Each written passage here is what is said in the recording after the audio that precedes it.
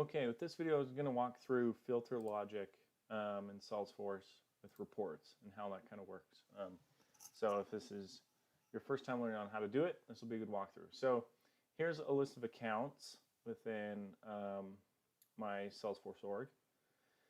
And when I'm pulling a report, sometimes you use different and or criteria to pull in the right data that you want to see. So let's walk through a couple of examples because that's going to make the most sense. So we can see most of these accounts have this type, right, of a customer, either a direct or channel. So let's go ahead and add a filter of type.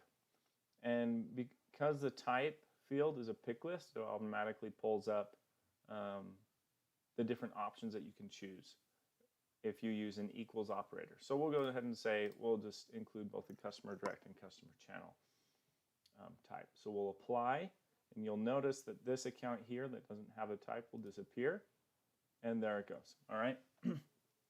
So if I click in here, you can see those check marks. To understand how Salesforce uses this, though, is it's equals either customer direct or customer channel. So I've selected both options. If you look at the filter here, you can notice that it's separated by a comma as opposed to, this, how it's done visually here with check marks. And that's how Salesforce actually separates values. So let's do it a different way. Let's use a contains operator, and you can see it automatically did it for me here and just drop those values in. So let's take out this comma and see what happens.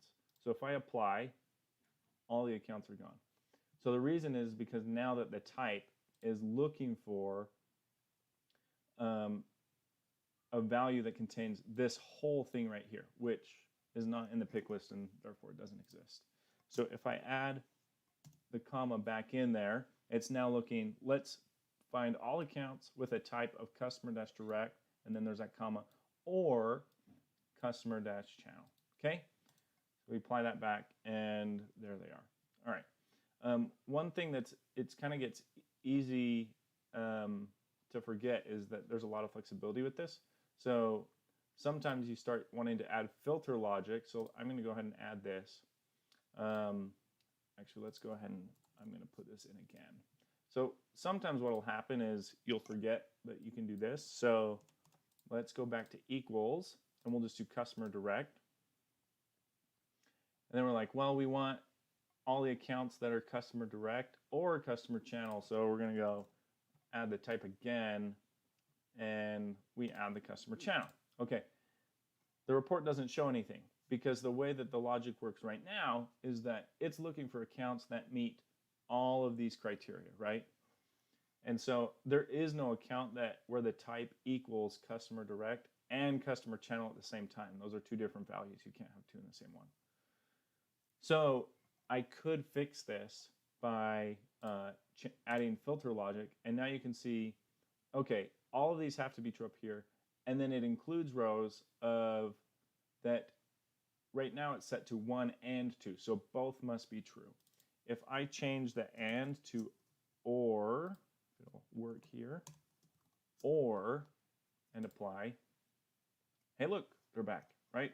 Because now it's looking, okay, show me all accounts that have been created at all times where the type equals customer direct or equals customer channel, okay?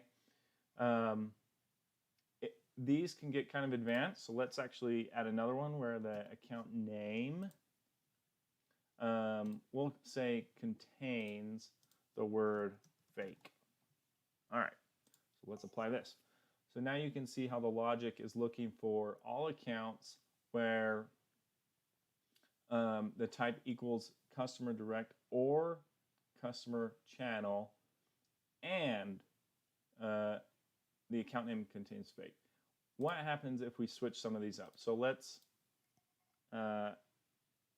take the parentheses out here and see how the logic would change if I put parentheses here, okay? So now, if I apply, let's see what happens to the list. Okay, look. So a much bigger list. Let's see why. It's looking for all accounts created all time where the type, number one, equals customer direct. There's all those, okay? Or, and then these two are grouped, so both must be true, where the customer is channel, like the customer channel, the type equals customer channel, and the account name contains fake. So you can see that's why that one pulled up, okay? So these can be a little bit tricky as you get used to them. The best way to do it is just practice and toggling back and forth, kind of like how I was doing, to see if the logic really is pulling in the data that you want to see. So as is the case with a lot of aspects within Salesforce, there's multiple ways of doing things. Reports are no different. So you can get the end result in a lot of different ways. So hope that's helpful. Until next time.